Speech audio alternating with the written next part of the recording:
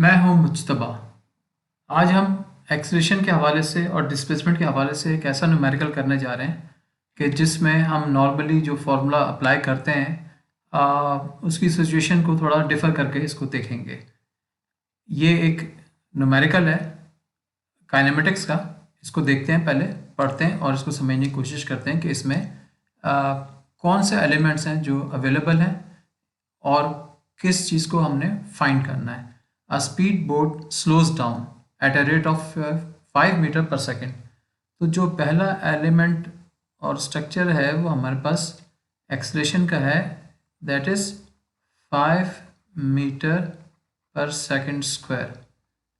यहाँ पे जो कीवर्ड है वो है स्लोज डाउन।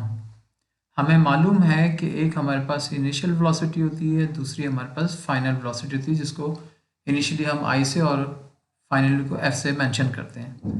इनिशियल वेलोसिटी वो होती है जब हम किसी चीज़ को किसी स्टार्टअप करते हैं तो हम नॉर्मली कहते हैं कि इनिशियल वेलोसिटी हमारी ज़ीरो है और वी एफ फिर हम उसको उसकी मालूमात हासिल करने की कोशिश करते हैं। लेकिन जब स्लो डाउन होता है तो वी एफ आपके पास ज़ीरो हो जाती है। इस क्वेश्चन में जो एक ट्विस्ट है वो ये है कि न्यूमेरिकल में स्लो डाउन का तो बताया हुआ है, इसका मतलब है गाड़ी चल रही थी, बोट चल रही थी, चलते हुए स्लो डाउन हो गई।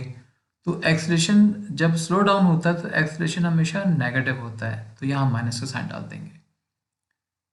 तो इसका मतलब ये हुआ कि वी एफ हमारे पास ज़ीरो है, लेकिन जो चीज़ नहीं दी हुई वो इनिशियल वेलोसिटी नहीं दी हुई और हमारे पास टाइम दिया हुआ है वो है 15 सेकंड्स का। अब हमारा प्रॉब्लम क्या है और साथ में हमें मालूम क्या करना है, डिस्प्लेसमेंट। ये हमारा क्वेश्चन मार्क है जो हमारे पास अननोन है। अब हमारा प्रॉब्लम ये है कि अगर हम इसमें तीन काइनेमेटिक्स जो फॉर्मूले हैं, एक है हमारे पास v f is equal to v i plus a t, दूसरा है s is equal to v i t plus half A T square, तीसरा है two a s equal to v square f minus v square आई।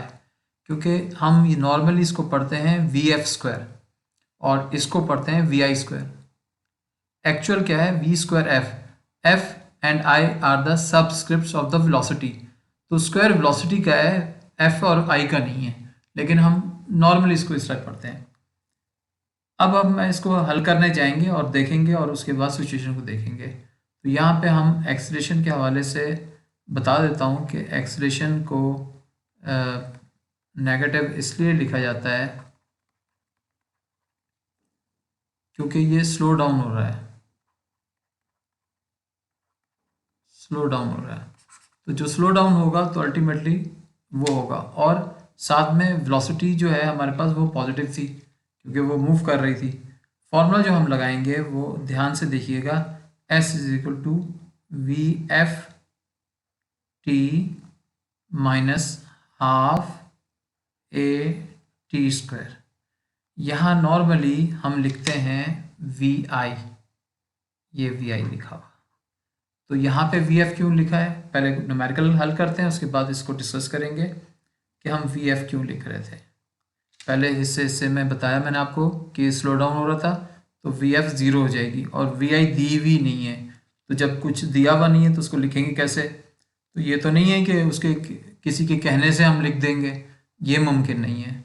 तो जो सवाल की नौइयत है उसकी बुनियाद पर ये लिखा गया है।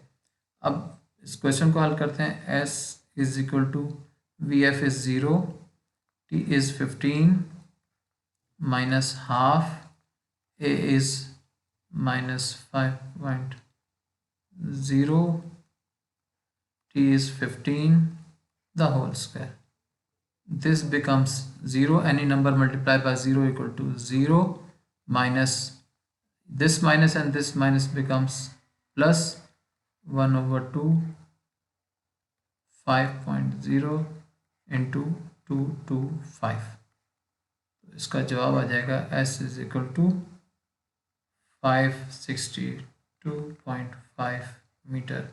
इसको स्टैंडर्ड में लिखना चाहें तो 5.6 डेसिमल यहाँ आ जाएगा, तो 5.6 इंटू 10⁻² मीटर, ये हमारे पास डिस्टेंस आ गया। अब हम देखेंगे यहाँ पर कि हमने VF कैसे लिख दिया है यहाँ पे, जबकि वो VI था। तो नोट करने वाली बात ये है कि एक्सेलरेशन जो है वो final velocity minus initial velocity upon time, क्योंकि ये लफ्ज़ जो है ये चेंज इन वेलोसिटी का है, या दूसरे लफ्ज़ों में हम लिखते हैं VF is equal to VI plus AT। अब AT को आप इस साइड पे जब शिफ्ट करेंगे, so VI is equal to VF minus AT। अब ये टर्म बन जाएगी, और हमें मालूम है कि डिस्टेंस जो है या डिस्प्लेसमेंट जो है एवरेज वेलोसिटी इनटू टाइम है।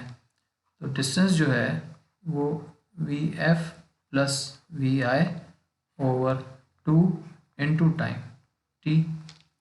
तो हम इस वैल्यू को, जो ये वैल्यू है VI की, वो इस इक्वेशन में पुट कर देंगे। तो S लिखेंगे, 1/2 को बाहर निकाल लें और ब्रैकेट बना लें। VF को एज इट इज़ लिखेंगे, VI की जगह पे plus VF minus AT over into T।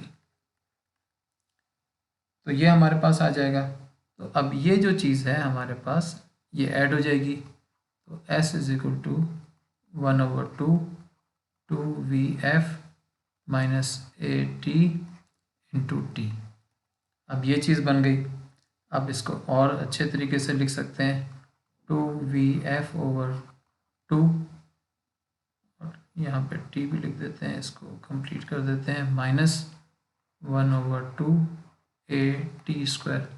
ये T जो है, इस जगह का T जो है, ये इससे भी मल्टीप्लाई होगा और इससे भी मल्टीप्लाई होगा, तो ये कैंसिल आउट हो जाएगा। तो हमारे पास आ जाएगा S is equal to VFT minus half AT²।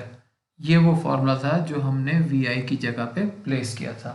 मैं उम्मीद करता हूँ कि ये बात आपको अच्छी तरह समझ आ गई होगी।